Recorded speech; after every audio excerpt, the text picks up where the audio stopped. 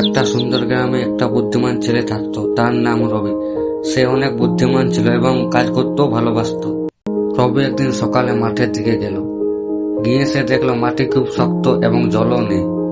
রবি তখন বলল, এভাবে তো ফসল হবে না, আমি কি করব?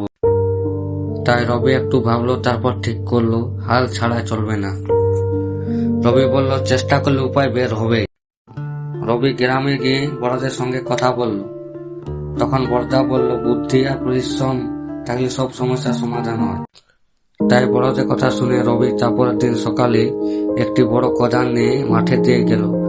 পুরো মাঠটাকে কোপাবার পর সে দেখলো মাটিটি এখন নরম হয়ে গেছে, এবার চাষ করা চলবে। রবি ক্ষেতটা চাষ করার পর কয়েকদিন পর মাঠে সবুজ চারা উঠলো। রবি বলল, আমি আজ খুব খুশি। ইয়েস, আজ আমি সফল হয়েছি। বন্ধুরা, এই গল্প থেকে আমরা কি শিখি? চেষ্টা করলে, বুদ্ধি খাটালে, কখনো হার না ছাড়লে সবকিছু সম্ভব। আজ এই পর্যন্ত, আবার দেখা হবে নতুন গল্প নিয়ে।